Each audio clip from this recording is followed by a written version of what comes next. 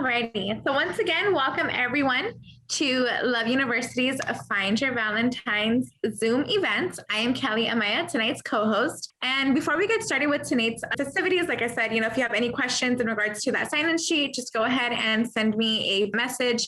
Or if you have any questions regarding like the book links or the presentation evaluation, go ahead and send me a message, and then I'll go ahead and guide you further. So now that we've all settled in, right, and we've all renamed ourselves, on behalf of Dr. Avila and Love University, I would like to welcome you to the Find Your Valentine's event, asking the 4 magic questions sponsored by Dr. Avila's Love University. Tonight, you will learn the secrets of love, compatibility, and personality type, and you will get a chance to mingle and meet like-minded singles. Who knows, you may even find your own compatible Valentine tonight.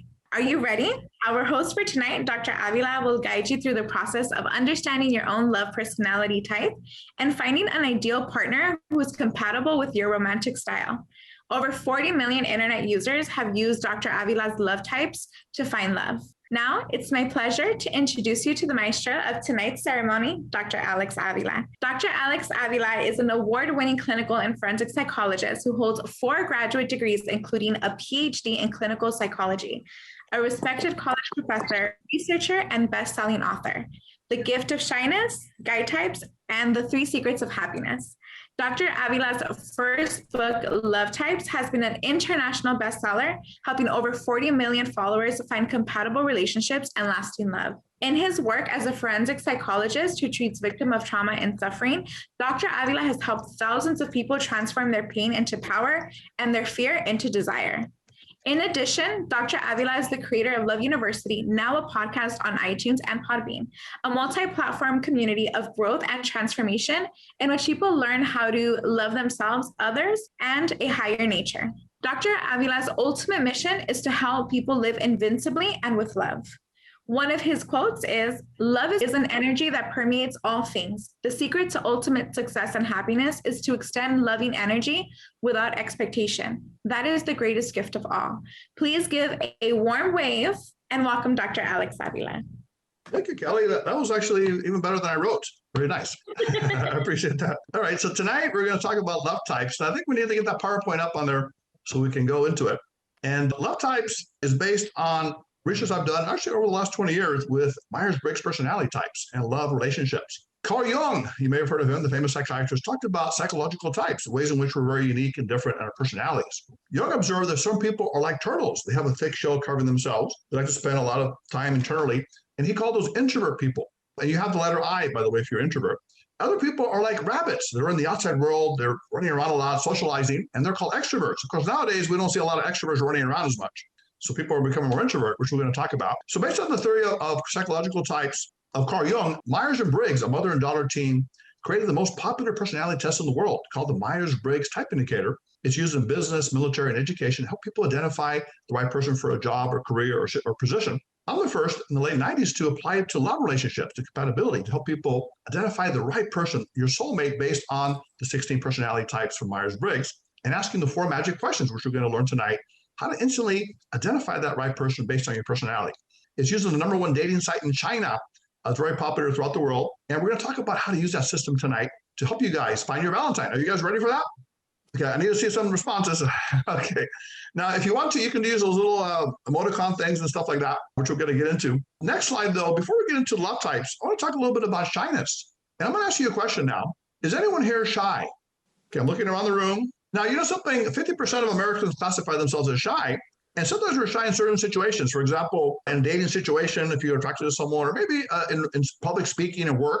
And I'm a shy person myself. I wrote the book, The Gift of Shyness, because I think shyness can actually be a positive trait, which is kind of a whole new way of looking at it. Because people often think of shyness as a negative, like you shy away from people. But in some ways, shyness can be a gift. It's someone who has extraordinary sensitivity. They're sensitive to other people, and they're very deep thinkers. They're reflective. The only challenge that we have as shy people is that we have a very self-conscious side. I call it the observer. The part of us is always looking at us and judging us and saying, you're going to make a mistake. You're going to look foolish in front of that person. So we tend to avoid interaction because we're afraid of failure or social rejection.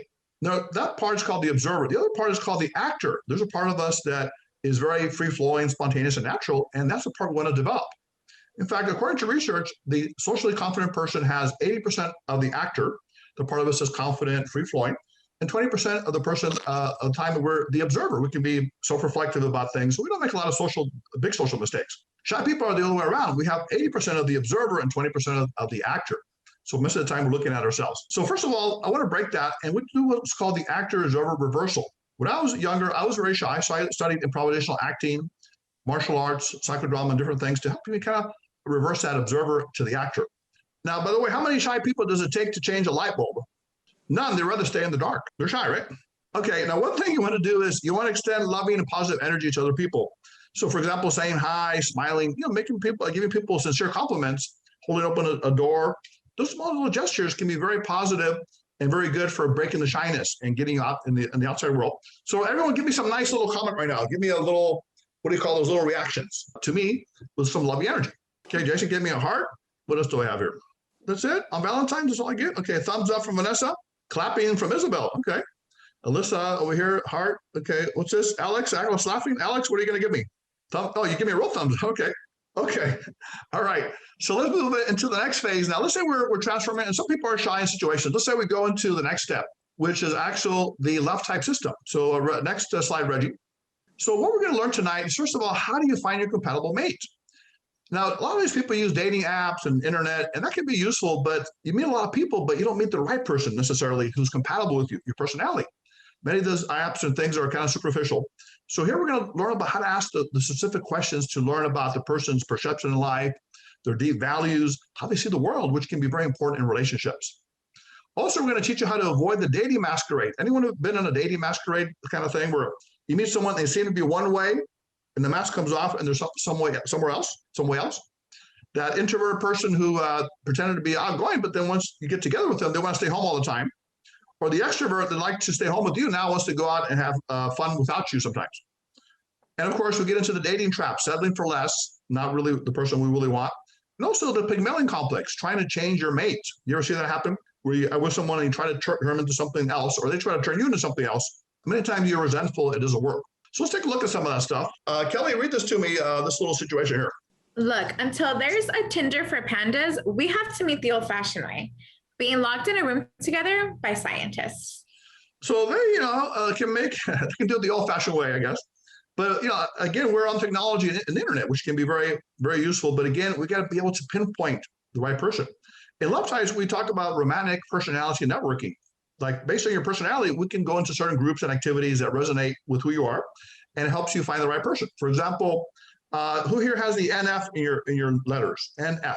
Okay, I see it. Okay, so Alex over here. So Alex, you would probably go to groups related to psychology, philosophy, spirituality, and the arts. Maybe a book club, things like that, to meet a woman that's like you, an intuitive feeler, NF personality. Instead, you're an ENTP. So knowledge seekers, the ENT means intuitive thinkers. So you probably like science, technology, business, innovation, things like that. So you can meet people related to those activities and groups, which is more likely to be the right person for you. Okay, let's go deeper now. And the next one, read this one, Kelly. Now tell me if this ever happens to people. How she sees you, who you really are. Okay. Now, you think of that one guy you're dating, let's say ladies, and he's a little bit messy. Do you ever think to yourself, once we get together and live together, he's going to change? He's going to need organized. You think that happens?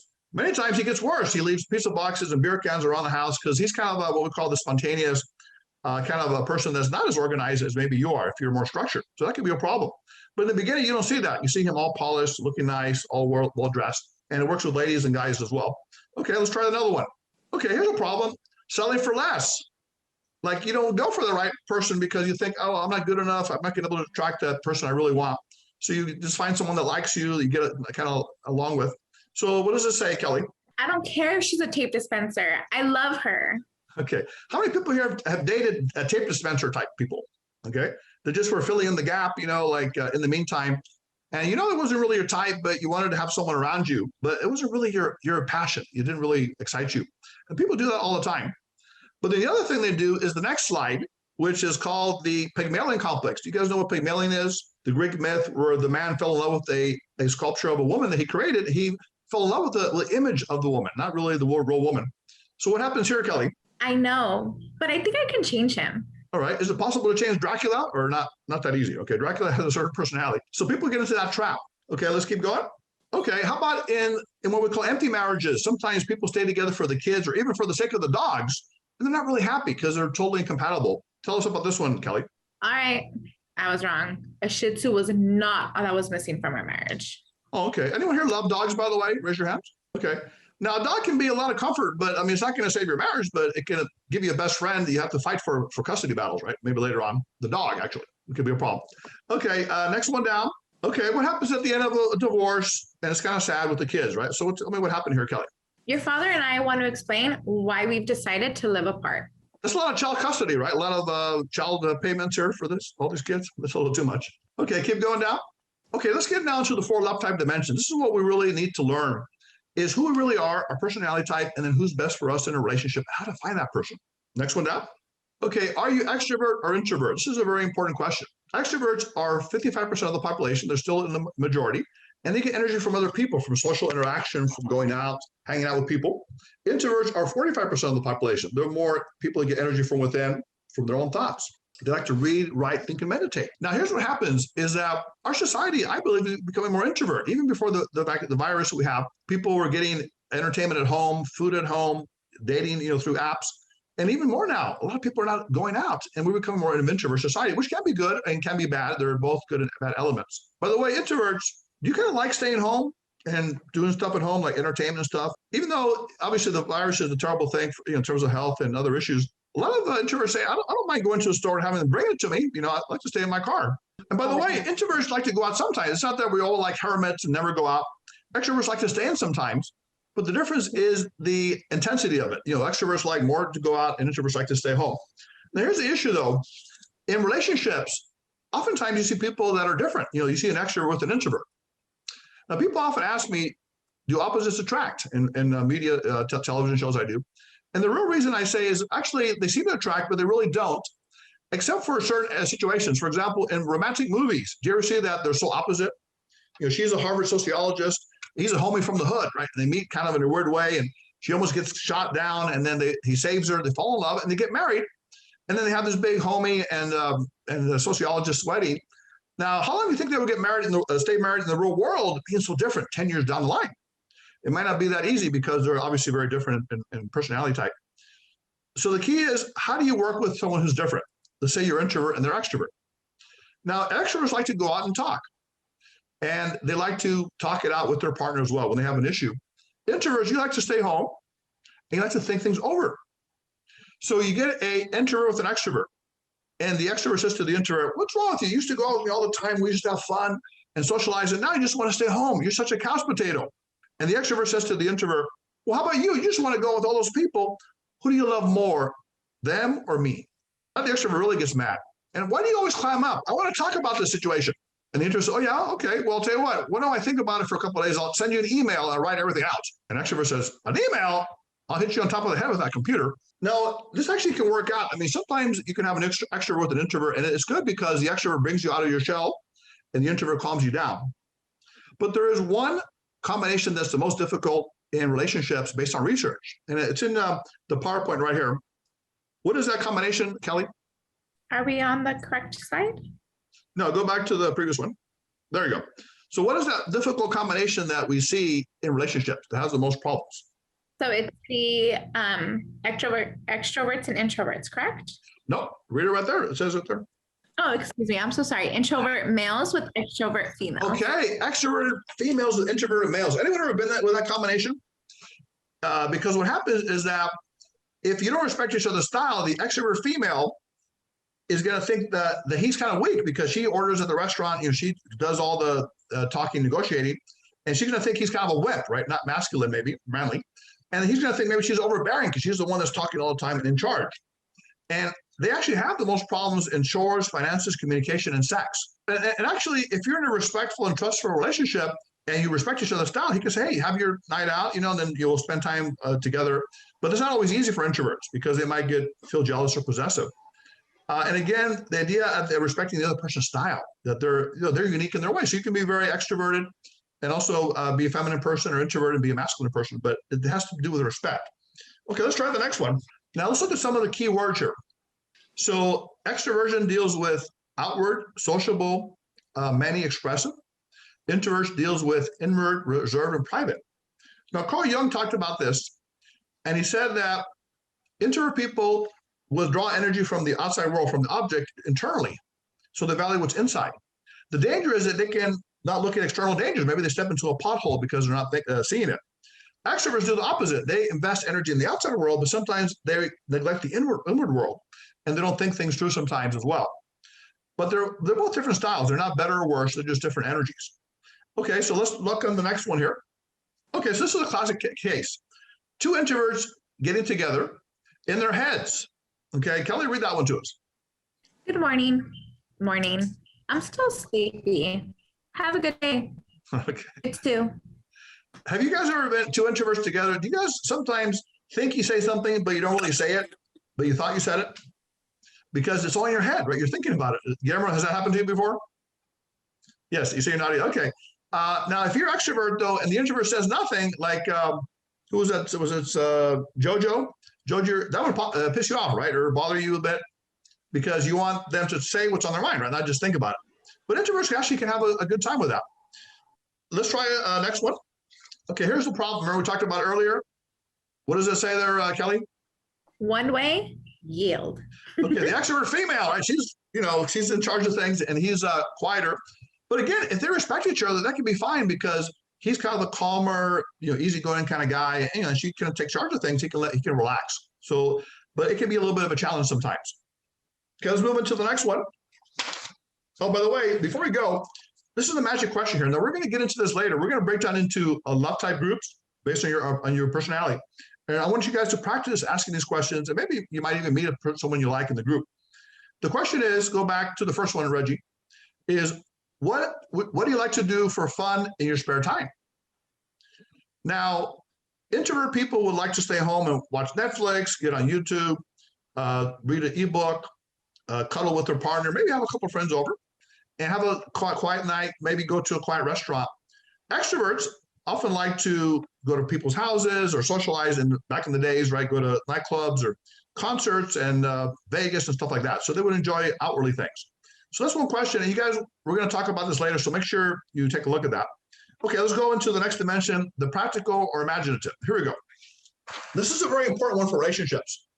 If you have the letter S, you're what's known as a sensory person. You're more practical, realistic, concrete, feet on the ground. You're about 70%, 75% of the population.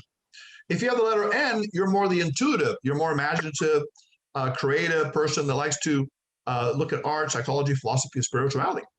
So this is an important dimension because many times in relationships, people are opposite. And the sensory person likes to talk about saving, investing, enjoying sensory pleasures like fine wine, dining, entertainment.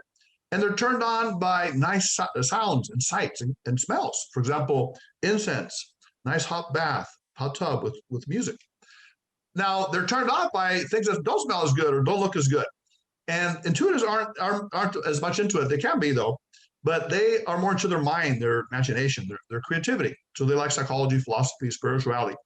So one key combination here, one key research finding is that 70% of happily married couples are the same or similar on this dimension, either both intuitive, imaginative, or both practical, sensory, or a little bit similar, because it has to do with the way they see the world.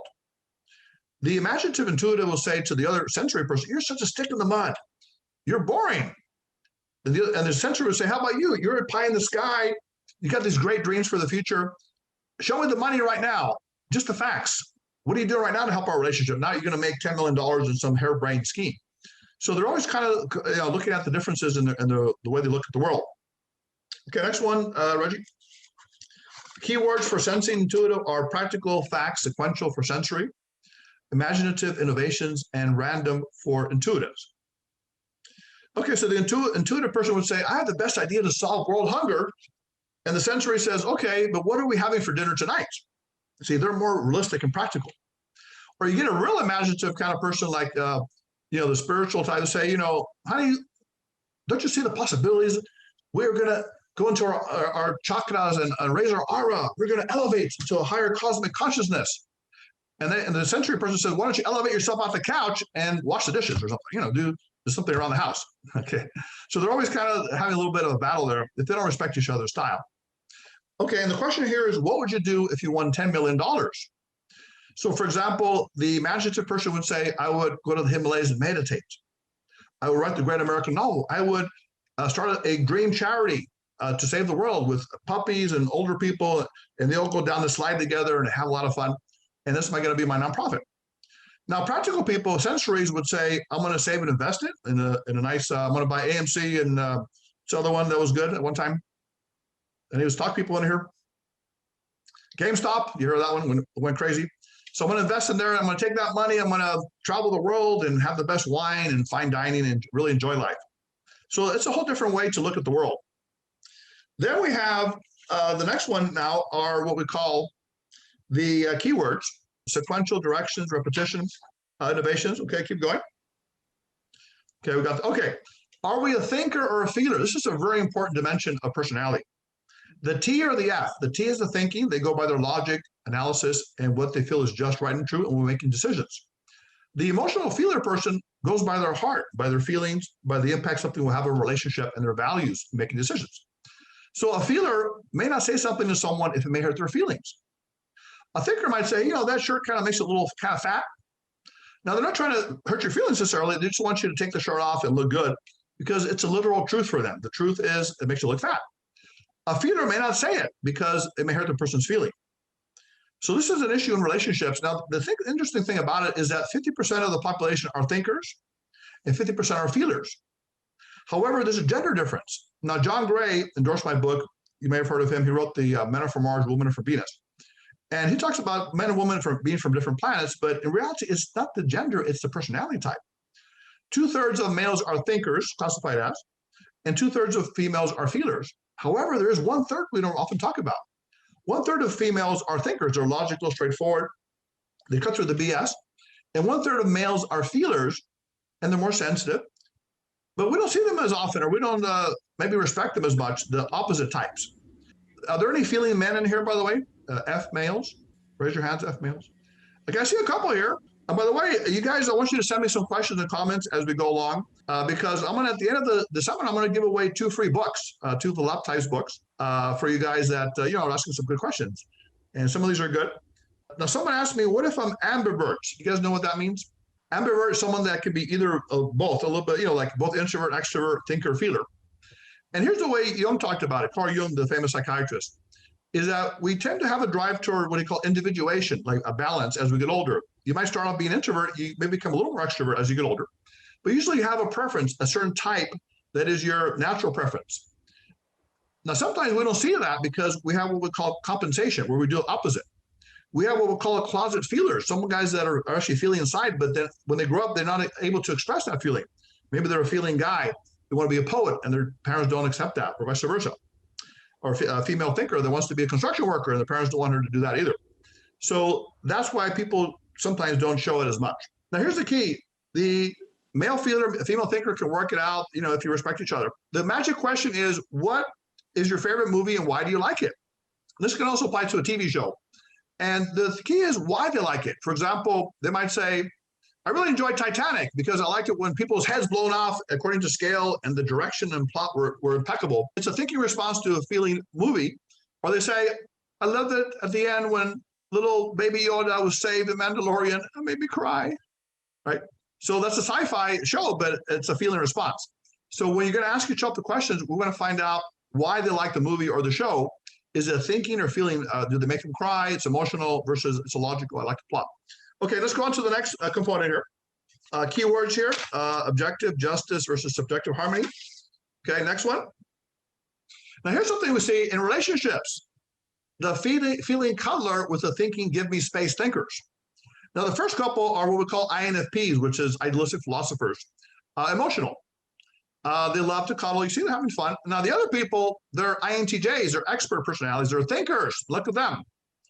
They're kind of like sweating, and he's got her hair in his face, and they're kind of uncomfortable.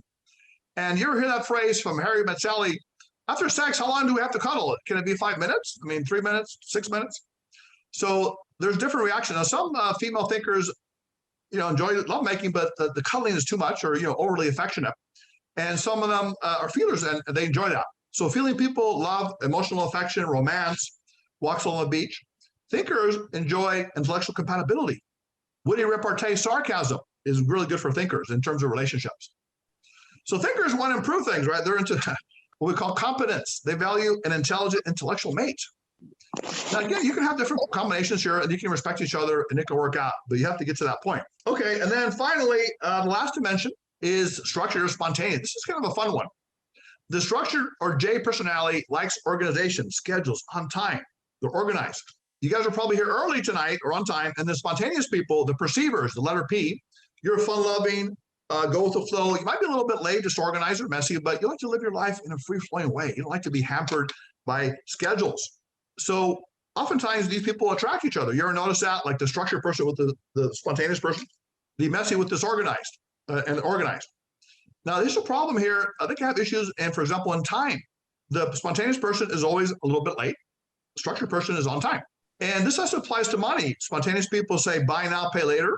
Structured people know exactly how much that shirt's going to cost you at the 25% interest rate compounded annually.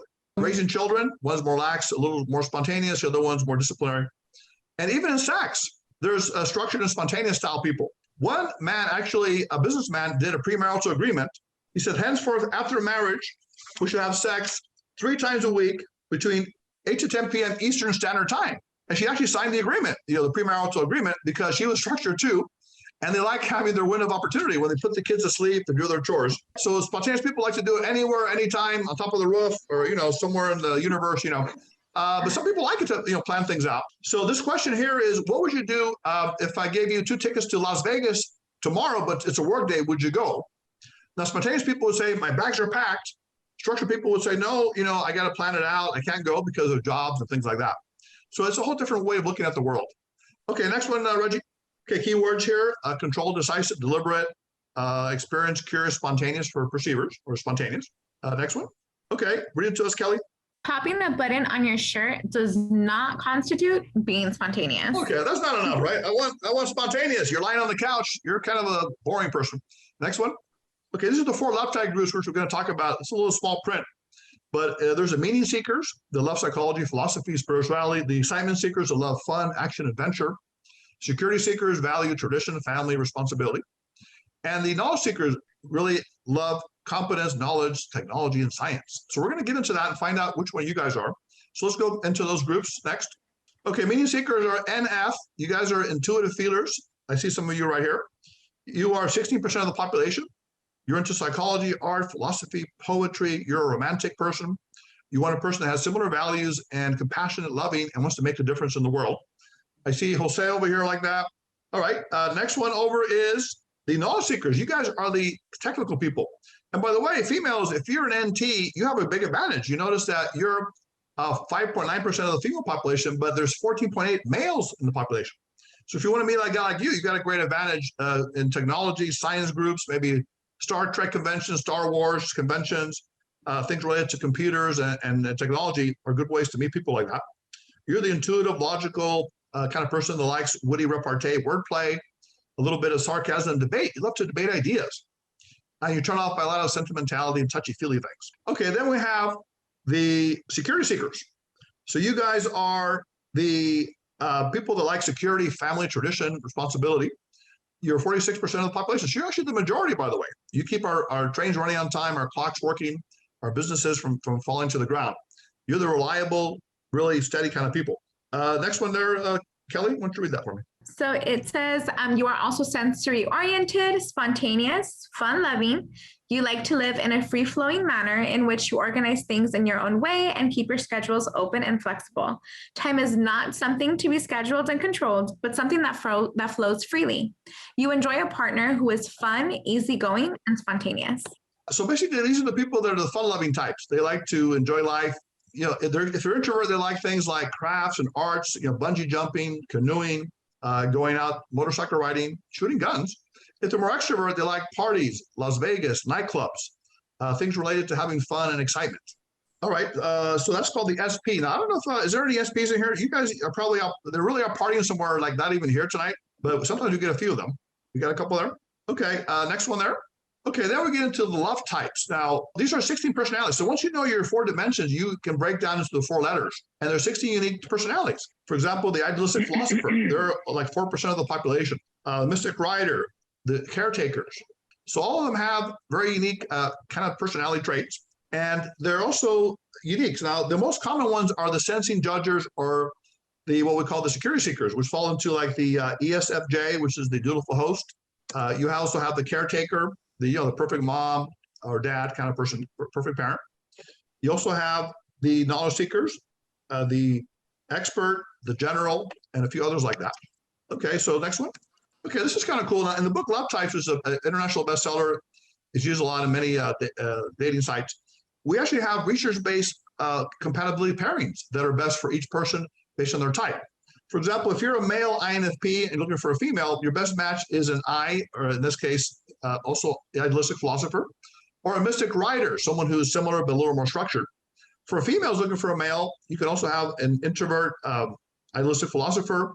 You can do well with a growth teacher and also a mystic writer. So there's some combinations here that actually do better based on research. And that's something we can look at. Next one there, how do you make your relationships work? So for example, the Wheeler Dealer ESTP is someone who's like very promoting, marketing kind of person. They can sell ice to Eskimos, but they often get bored in relationships. And they can have a great relationship that's very comfortable, but they don't want to stay in it because they get bored. So they need to learn how to deal with their comfort and not necessarily take off because they get bored. Now, the caretakers, are there any caretakers in here? Raise your hands. The ISFJ, Megan, I see yours. And she doesn't really maybe state, what's bothering her. She keeps it inside and then it blows up in resentment at some point because she's such a giver. So that's what the caretaker has to be aware of. So all of you guys have a certain unique aspect to yourself. You need to be aware of that in relationships. Next one there, Reggie. Now, in dating, this is very powerful because it talks about how not to impress a mystic writer, which is a spiritual, philosophical person, on a date. Read that to us, Kelly. INFJs aren't weird. We're rare. I like my steak weird, please. Very good, sir. Okay, so what's happening here is she's saying, I'm not weird, says INFJ, I'm rare. Now this guy, if you look at it, he's being kind of sarcastic. He's probably a thinking kind of guy and saying, I like my steak weird, please. And then look at her head. What's going on in her head there? Is she happy or not happy? You see like some fire coming out of her head, like she's really angry. And these people, INFJs, are very easygoing until you violate their values and their boundaries, and then they can really get very angry, even though they may not say it. So you got to be careful not to insult them or violate their values. By the way, feelers, do you like sarcasm a lot? Those of you that are emotional people? Maybe younger folks like it, but a lot of people, their feelers don't like it because it may hurt their feelings, right? The person's being critical and judgmental in their eyes. Next one there, Reggie. Okay, here's one. I don't know if you can read that. It says ISTJ is the first one. Is like, I walk in a straight line with my wife, but the INFP, the feeling personality, it goes up and down. So she sees a little bird she likes, she gets excited. Then the roses, oh, he didn't give me roses today for Valentine's. He forgot. I feel sad. But then she sees a little bug and she gets excited because the bug is God's creature. Now I'm enjoying my walk again. So there's a different emotional balance or movement here with the different types. Next one, Reggie. The 4 magic questions we're going to get into. Next one down. All right, so that's kind of the first portion of today's presentation. Now, we're going to take, Kelly, I want you to make a little announcement about the resources that we have available for people. And then we're going to break you down into medium room groups with your own personality types. For example, meaning seekers are going to go together. The NF people, people who are NT are knowledge seekers. You go in that group. SP are excitement seekers, and SJ are security seekers. So Kelly, I'll turn it over to you, and then we'll try to assign people. So before we break into our groups, Dr. Avila wants to offer you some helpful resources for love and happiness. Dr. Avila has his books available to give you more powerful knowledge on relationships and life success. On the book link, which I have provided in the chat box, and also located on the last PowerPoint slide, you will find Dr. Avila's books available on Amazon.com.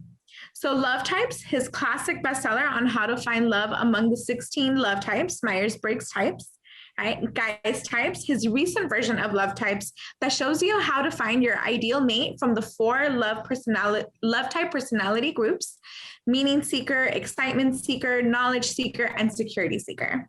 The 3 secrets of happiness, following the tradition of The Alchemist, a modern fable of personal transformation.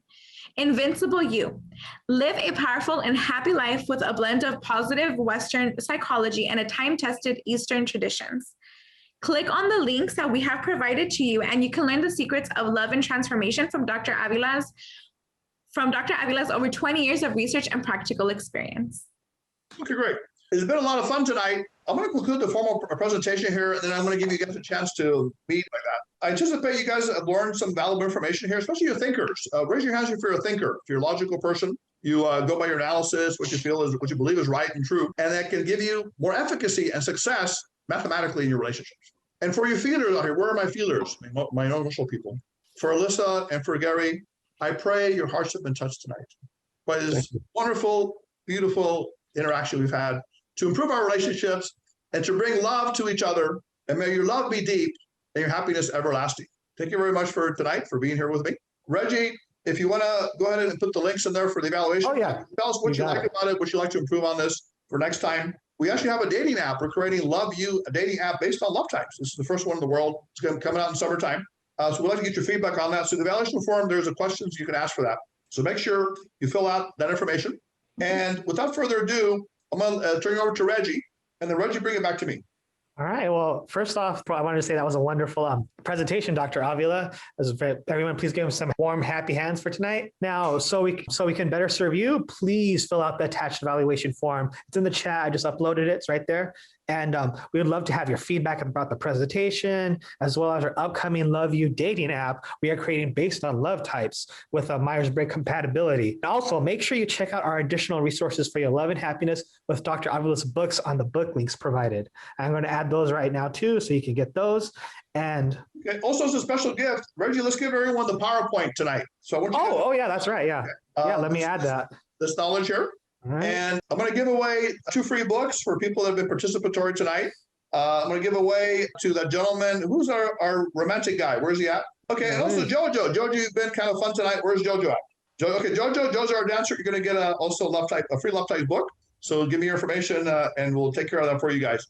So again, it's been wonderful talking to you. Now, this is the time. If you want to chat with someone, we have an opportunity. So go ahead and send me a message, and also Reggie, if you're interested in talking to someone privately, and if they respond to you, then we'll put you in a room. If they don't respond, then there's no connection. Well, let's do that right now. Okay, so send immediately to me and Reggie who you're interested in. Let's do that right now. We'll sign you guys, and until next time, Dr. Avila.